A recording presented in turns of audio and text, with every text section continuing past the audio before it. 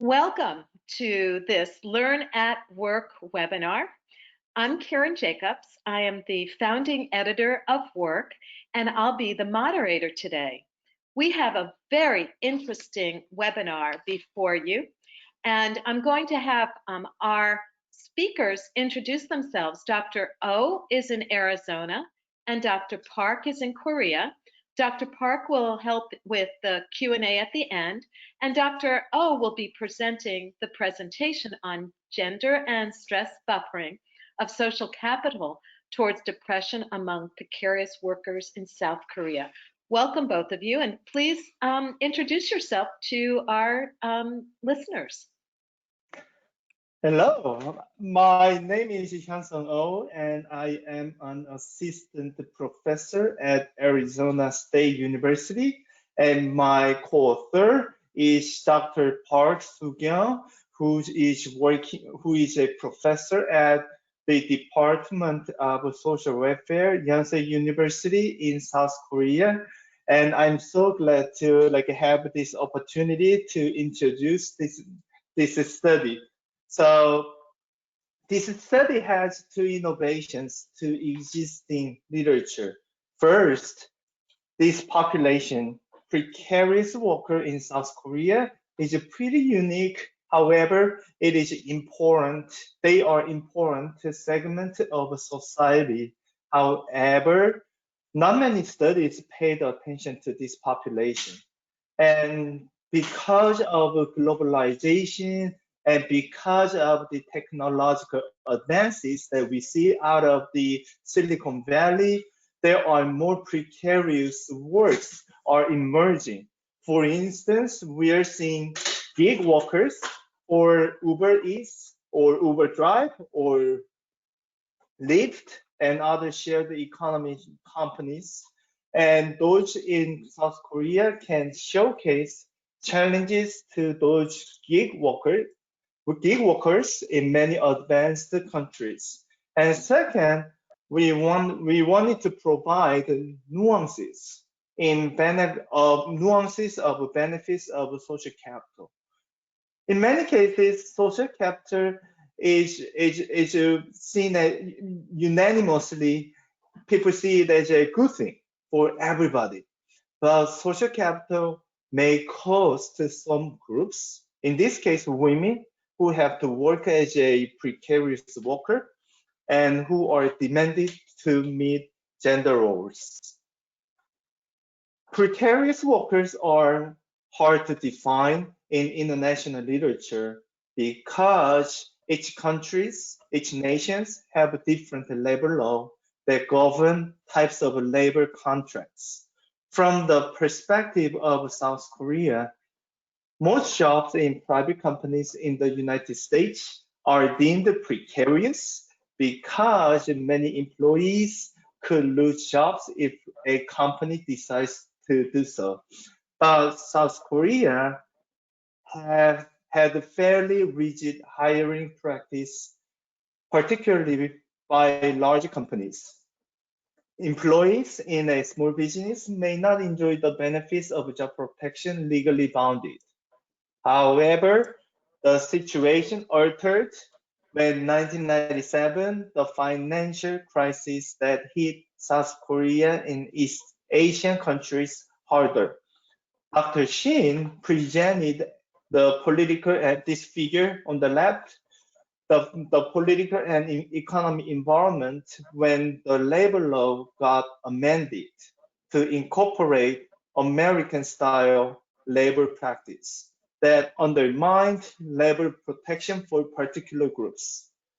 Larger companies such as Hyundai Motor Companies were finally allowed to hire workers without guaranteeing the comparable benefits, job security, wage, but they were told to keep the pretty much comparable job description.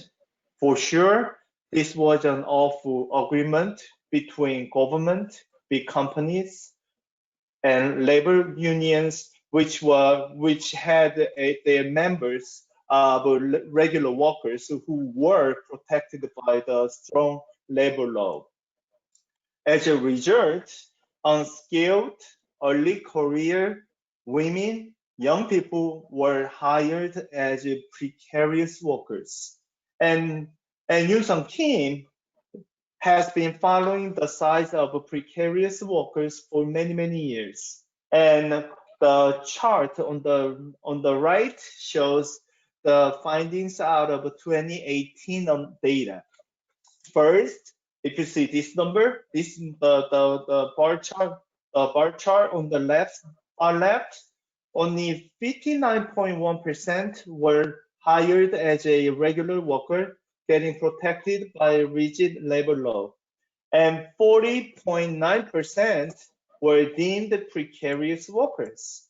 And among the total workers, a fourth, this is the chart, so a fourth of total workers were hired as a limited term contract. About a tenth were hired as a full-time worker.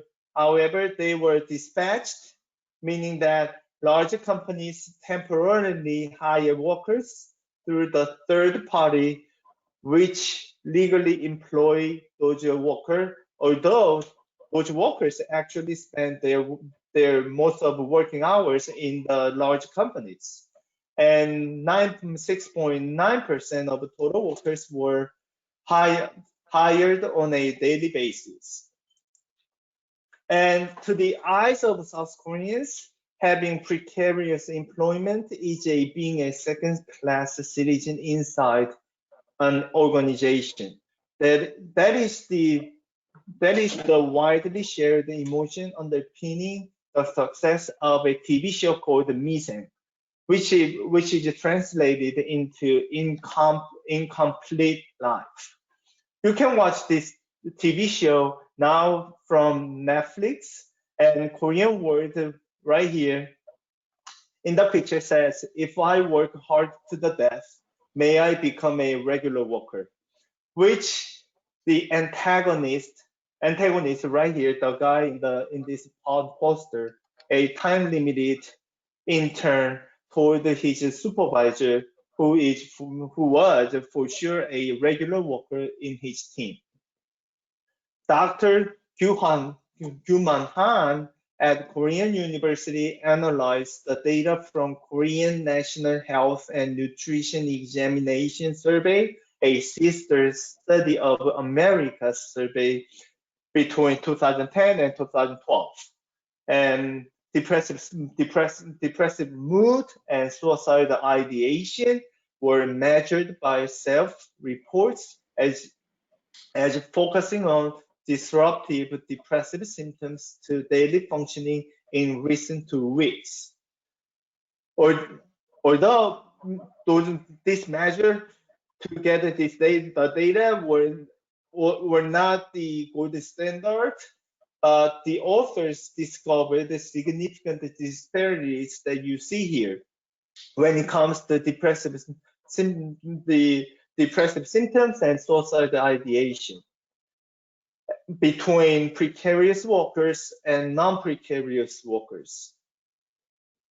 Those disparities urge that we have to do something to alleviate the disproportionate emotional burden that precarious workers should bear. And social work researchers and those in sociology and public health have turned to social capital when thinking about ways to address disparities in mental health. The concept of social capital gained its popularity by Robert Turner, who was a professor at Harvard University, who published a book named Falling Alone in 1996. This book highlighted shrinking mingling between Americans, represented as more people playing bowling game by themselves without affiliated to any voluntary association. Robert Putnam sees social capital comparable to either physical asset or human capital, which can produce added financial gain. Alejandro Portes, a professor at Princeton University, reviewed diverse approaches to define the concept of social capital and offered more heuristic definition that social capital include opportunities and resources out of social networks that individuals have. That could include the social support from close people, such as family, but also opportunities and resources that you will be able to access to from the organization that you're affiliated to, such as alumni association or local church. So by using that concept, Sim Sub Kim, so the chart on the left, Sim Sub Kim applied the social capital to study its benefit to mental health in South Korea. And he analyzed the Korean welfare panel study and discovered that people with a lower level of interpersonal trust, a key component of a social capital that Robert Putnam proposed, were 1.95 times more likely to have a clinical depression when compared to those with higher interpersonal trust. Excuse me. And when it comes to reciprocity, which was measured using a question, are you willing to help your neighbor who urgently needs your help, such as blood donation? Also showed that those with the lower reciprocity were 1.33 times more likely to have a clinical depression. We were happy to find Professor Kim at Korea University's application of social capital to mental health among South Koreans, which showed that social capital is really relevant to mental health of South Koreans. However, we thought that the framework that Dr. Esther Armageddon, a professor at Tufts University in Boston, has proposed of a more integrated template to study benefits of social capital to mental health among precarious workers. So this is the framework, and framework proposes two levels in which social capital functions differently, micro versus macro. So in the micro level, which focuses on smaller social networks from which people seek mainly social support and other resources, Dr. Armageddon conceptualized this type of social capital as bonding social capital. But if we see our pattern of networking, we also rely on macro level social capital, social networks, largely relying on membership and affiliation to organizations.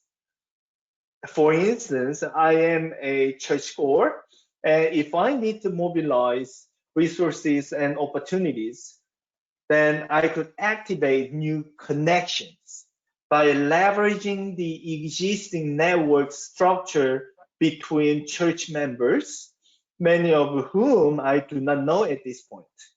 This macro level social capital is operationalized as bridging social capital, one in the bottom. And we thought that this framework is more suitable, more fitting to South Koreans. So bridging social capital taps very important Korean word called inmat. So inmat refers to an individual's ability to leverage people that they know in order to achieve their personal goals. This could refer to cronyism among privileged groups, yet Korean people see IMAC crucial resources for them when it comes to financial and relational success. And another piece is analytic strategy. So when it comes to analytic strategy to assess the impact of a social chapter to mental health, the Sheldon Cohen provides a good template. And you're okay to assess the direct impact of a social chapter to depression. However, the Sheldon Cohen and Thomas Wills in his paper in 1985 argue that social support becomes more important when facing more social stressors. This is called the buffering hypothesis that you also see in the title of my study. And this hypothesis gained its popularity because of two reasons. First, social support and depressive symptoms are correlated to each other, and depressive symptoms often make you see social support more negatively or positively. So if you are more depressed, then you tend to assess the same social support more negatively. And so the strength of association between social support and depressive symptoms may be discovered out of an inverse relationship, that more depressed people see their quality of social relation more negatively. But more important reason of for this, the significance of this analytic strategy is that you need social support when you need them, meaning that you get in trouble. Otherwise, you may believe that I have a sturdy social support because you haven't asked for help. So in order to see benefits of social support, you have to see buffering effect that is shown in the picture B right here. So when you see that, like when you're exposed to high stress, and you kind of like get the better benefit out of high social support. So that's a analytic strategy that we chose. And lastly, we also wanted to take another adventure in this study. So few empirical studies attended or paid attention to gendered institutions when studying buffering effect of a social chapter to mental health. When we talk to precarious workers who are in the age of 40 something, who may have a family, their concerns not mainly, but often come out of their relationships, whether they are meeting the expectations that their husband, kids, parents-in-law, and others have towards them. To me, social capital may not necessarily benefit some women. Very interesting study out of Russia hints the different dynamics that men and women experience when it comes to social capital. Moscow in 2004 demanded women to meet gender roles shared by the society, which is the case in South Korea when we collected this data.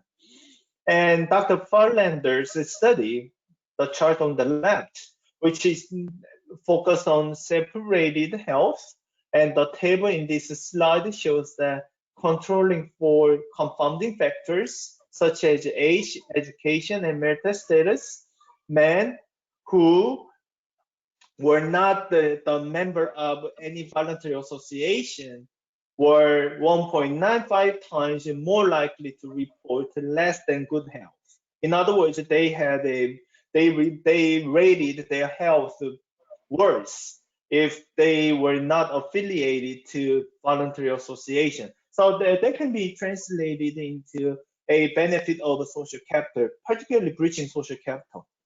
But if you look at the women, who were a member of a voluntary association doesn't seem to pick up some health benefit by having more bridging social capital. So why? But actually, we noticed in the from the experiences of precarious female workers, women, they may be facing more demand to serve the women's responsibility or seen as a women's responsibility when they are affiliated with voluntary associations such as a church or PTO for their kids. For sure, I can tell you that you go to church in South Korea, not a big church, but smaller churches, women do heavy lifting to make meals every lunch after Sunday services. Not every women participate in the job, but men never be asked to join in most cases. So we had three research questions. Our study examined whether bonding social capital and breaching social capital are associated with depressive symptoms among precarious workers in South Korea. And to examine the stress buffering effect, we looked at the moderating effect of an interaction between daily stress and those two forms of social capital. And we also considered whether gender is a factor that moderates the strength of association between social capital and depressive symptoms. So when it comes to sampling, we use the purposive sampling, and this is inevitable because of the complexity related to the identifying who are precarious workers, who are not.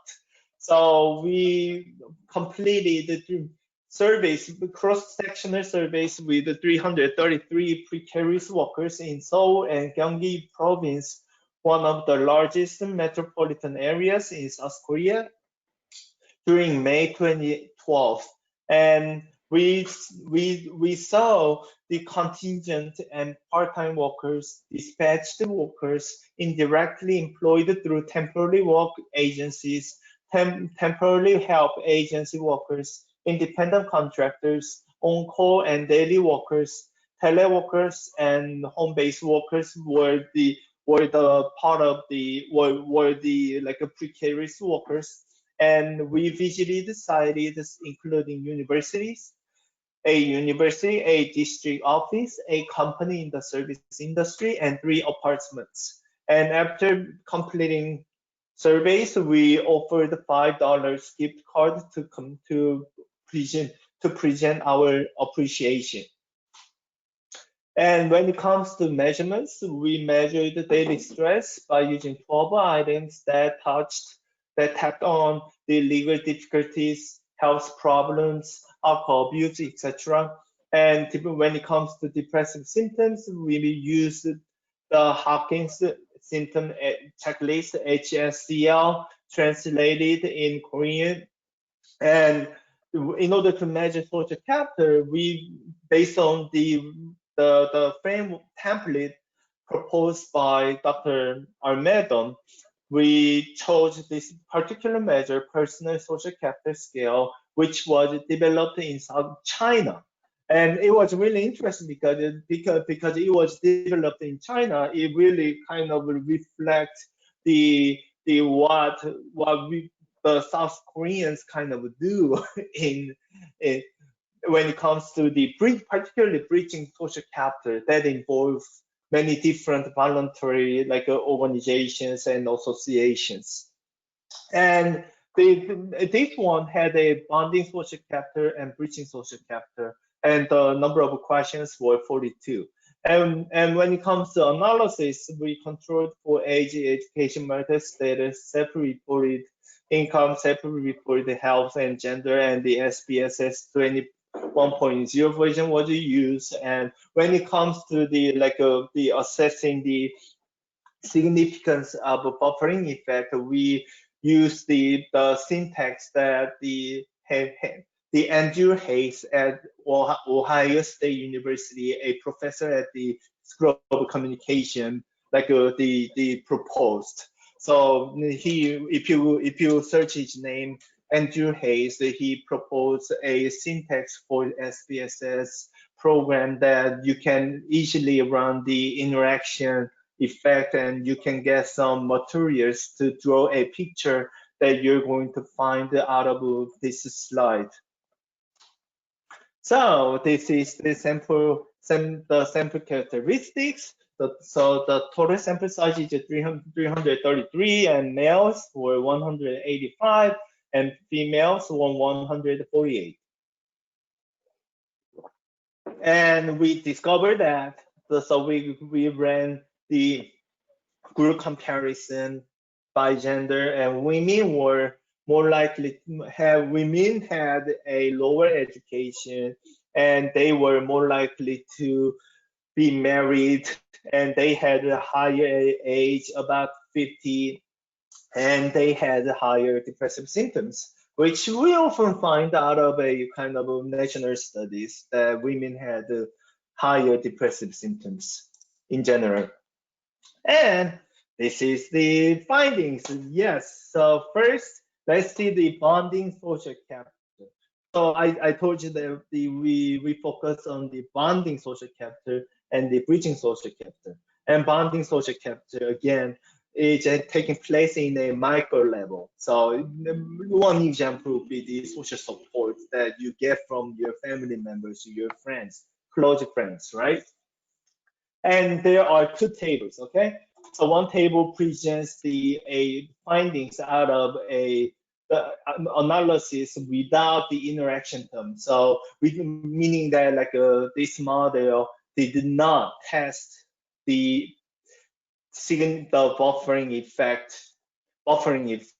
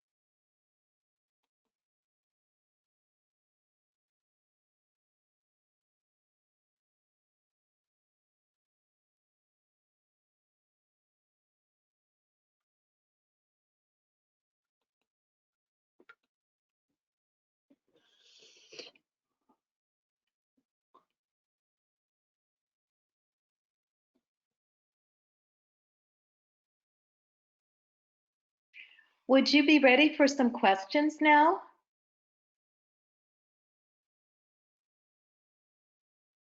Dr. O?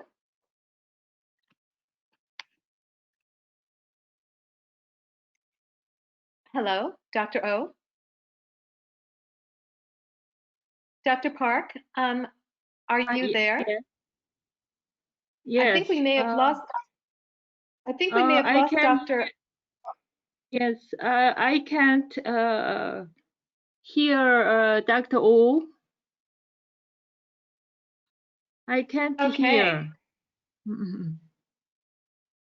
You can't hear him, or you can hear him? Can't hear. Yeah, I can't. Dr. Karen, you can you hear Dr. O voice?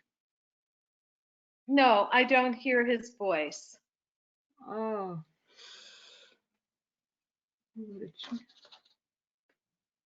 Would you like to answer questions? We could start with questions now. I'm not sure what happened to Dr. O. He was doing such a great job. I'm wondering if his computer froze.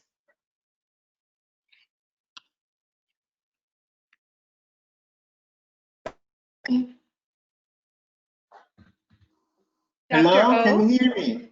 Oh, yes, yes, we lost you. Yes. Thank you.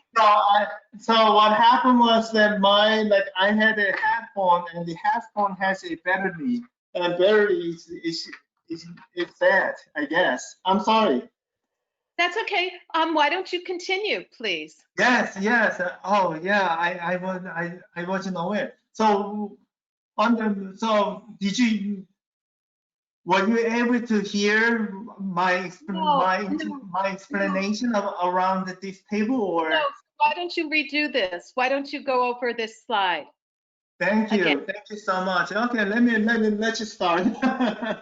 I can hear you finally. Oh, good. Thank you. Okay, so if you look at this table, there are two tables, right? And one table, the table in the top, shows the findings that from the analysis that did not examine the buffering effect. And the table in the one below, tested the buffering effect. And if you look at the table in the top, without the interaction terms, you see that the bonding captor had a benefit to the total sample and the male-only analysis. So men got the benefit of a bonding social capital when it comes to the depressive symptoms. But if you look at the women, the bonding captor did not lower depressive symptoms, but even though they had a higher bonding social capital, which was interesting. And if you look at the model that tested the buffering effect, we found no significant excuse me, no any terms significant in this model. And this slide shows the findings out of analysis with breaching social capitals. Breaching social capital is a social the macro level, the social capital that focuses on the affiliation to the voluntary organization or associations and your engagement with them.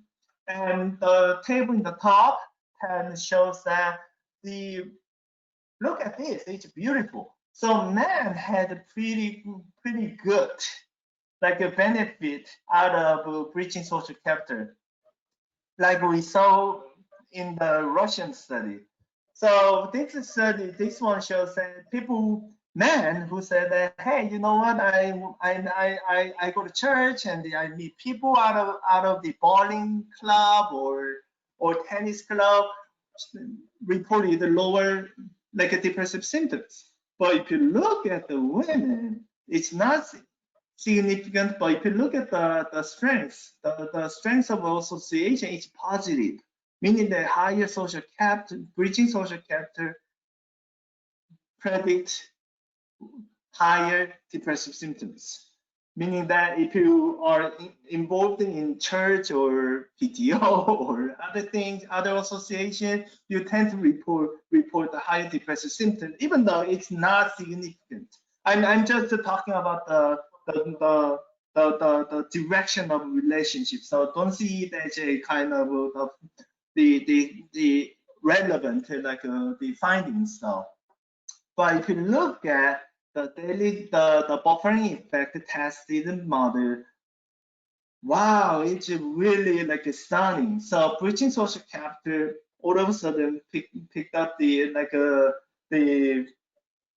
significance, but in the opposite manner. So we found that the breaching social capital had direct impact to depressive symptoms in the opposite direction from what we believed. And theory argues that higher breaching social capital lower depressive symptoms, but vice versa.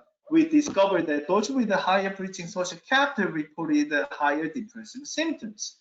So, but we also found evidence of a stress buffering effect of social capital for female only, meaning that female precarious workers experience the kind of declining depressive symptoms when they had a higher social capital, when they were exposed to the higher daily stressor.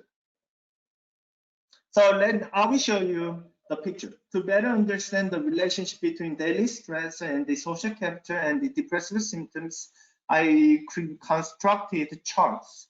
And y-axis shows the depressive symptoms, x-axis shows the stress level, and three lines represent expected depressive symptoms depending on levels of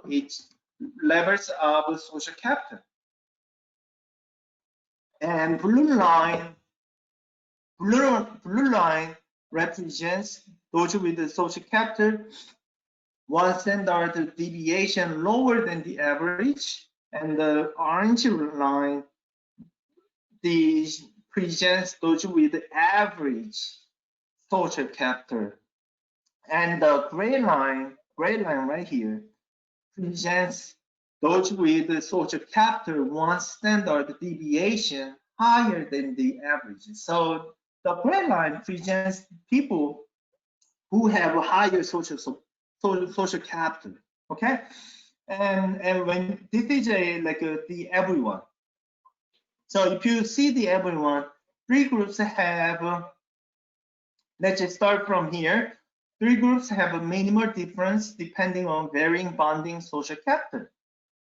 But if you look at here, and we saw that it was significant. I believe it was significant right here.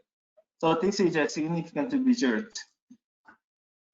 So when breaching capital is higher, those precarious workers reported lower depressive symptoms when they are under higher stress. But the degree of benefit seems to be kind of a minimal. It's not really like a dramatic to my eyes. And these are the gender specific analysis. And if you look at the male only in the two charts in the top, males with a higher bonding capital enjoyed lower depressive symptoms regardless level of daily stress. And men with a higher breaching social capital, reported lower depressive symptoms, in particular when they reported higher stress. But as we saw in the statistical analysis, this magnitude was not statistically significant. But the best, I think the best findings right there. When females were studied, females were literally not benefiting from higher bonding social capital.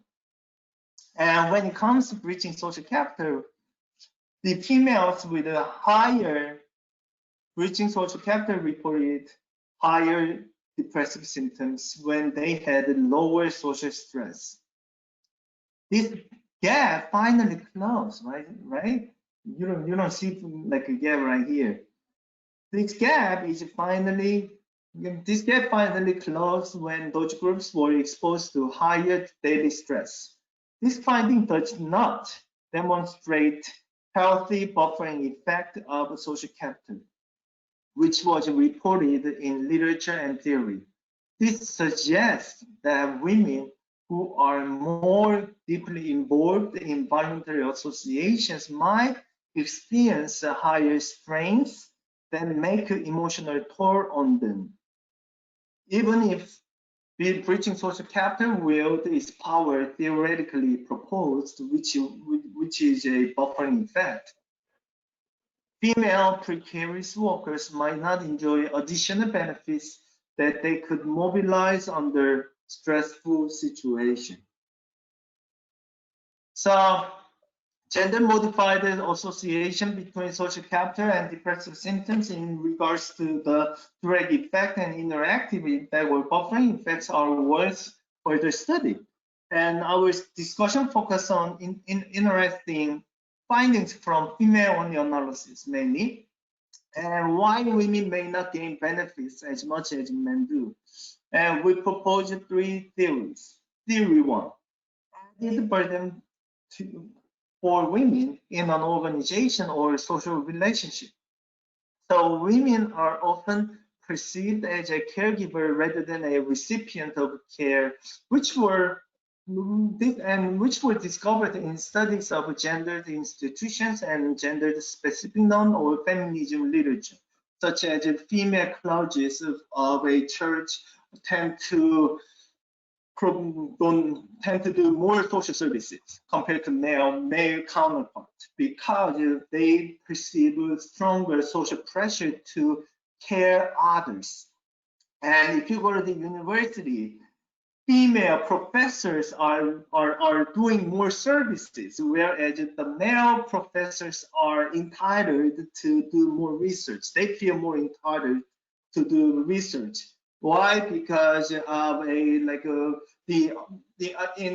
unconsciously the women and the males are following the gender norms that we are sharing in this society, and depending on the degree of such a belief in gender roles, the people perceive different level of social pressure. And so that's a one theory. Theory two, participating in a group or association for a purpose other than personal interest may be another reason for women to lose the benefits of a richer bridging social capital. For instance, you may, if you have kids and you're married, you may involuntarily participate in PTO for your kids or spouses meeting for your husband's participation in his alumni association. So if you come to South Korea, you could easily find the spouses meeting or women's meeting that kind of attached to their kind of husbands, kind of like also of the alumni association. So you don't have fun if you go to such places involuntarily. It's more stressful. And theory three, living. So this population is precarious workers who get the lower benefit, lower wage. So living in a low-income community and embedded in social networks whose members also lack resources to cope with daily stress may subdue the benefits of social capital. So even if you want, so in this case, you have to be the caregiver rather than like a recipient of care from the people in your social networks. So for this studies need to focus on uncovering specific functions of a social capital that benefit or compromise mental health of precarious workers who are dealing with enormous life challenges. And those functions may be functions that are waiting for your attention. Maybe if the social capital can offer some like opportunity to find the meaning from common life challenges experienced by peers. So there are literature out there that peer educator for persons with schizophrenia, persons with severe mental illness. So there could be some like a similar comparable kind of a peer approach for this population as well. Like the organization can offer some like the financial support for the kind of mingling between them in an organization. And also like we want to understand the function of acquiring emotional support and self-esteem through networking or gaining a sense of control by mobilizing needed help. So these are the kind of recommendations for the studies. So this is the end of my presentation, and thank you so much for joining. Thank you so much for such an interesting presentation. And for our attendees, if you have any questions, please post them now. Let me start with one question. Now that we have COVID-19 and a new normal, as we say in quotes, what impact do you think this is going to have on the precarious workers? Have you thought about that? Thank you, Karen. That's a really great point. That like what's going to happen or what's happening since we get into the social distancing and we don't meet people, right? And people say like I don't like social distancing the term itself because it is actually physical distancing. We can meet people, we can talk to people, and I'm meeting you guys through this kind of like a technology. But when it comes to the implications to the social capital for particularly low-income women, I would and precarious workers, I would say that it may not be like helpful because there are some like there are some newspapers coming out, and I'm sure we are going to have a great discussion around this in scholarly that like women, once the social distancing measures in place, women are assuming more responsibility at home. They have to be a teacher, they have to be a reliable worker remotely, and they have to so they have to prepare the like meals and the do chores, etc., etc. So all of a sudden they are kind of carrying more female, so-called female kind of responsibility. You see what I mean? So if I do the same study, I would expect that like I'm going to have a like worse outcomes out of women, and that's one thing I expect to see. Yeah, thank you so much. I think what you're speculating makes a lot of sense. One last question. Now that the study is completed, what do you think might be a new study for you and Dr. Park? That's a really good question as well. So I talked to like Dr. Park that hey, you know what? It's a really great honor to present our study through the Learn at Work webinar, and I think that this is a kind of reflection of great interest out there. And as I introduced earlier, the gig workers are the growing population in the United States, and but if you look at the social safety net, there are not much kind of efforts to support those new vulnerable population.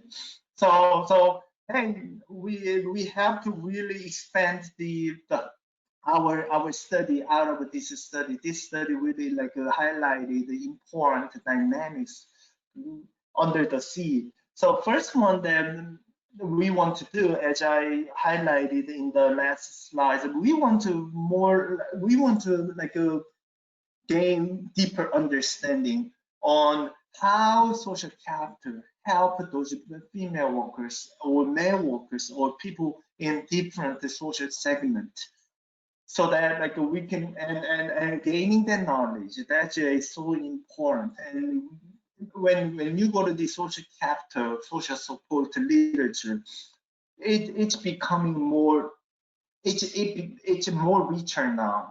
We are not just talking about social support. We already knew that negative interactions impact on the health and the other outcomes as well. And so that's let's apply those like existing innovations in other areas, and we want to kind of understand how precarious workers are utilizing the social capital, and then we want to kind of like design a intervention that we can support this population. So that intervention can be used by a large companies or particularly those folks in Silicon Valley, that they have to do something. They innovated for the sake of the benefits of customers. But if you look at the many, like the gig workers, they may not enjoy the comparable, the so-called like organization safety net, like health benefits in the United States. And if you go to South Korea, then they don't get the the benefit, the comparable same level of benefit from the companies. So hey, we gotta do something for this population so that they can live a healthy life. And yeah, so intervention might be based on the knowledge of a social capital might be the next one. Well, thank you so much. And I agree that, they are marginalized and we need to help them live a better life. I just want to thank you both so much for being here. Dr. Park, is there anything that you'd like to share before we conclude?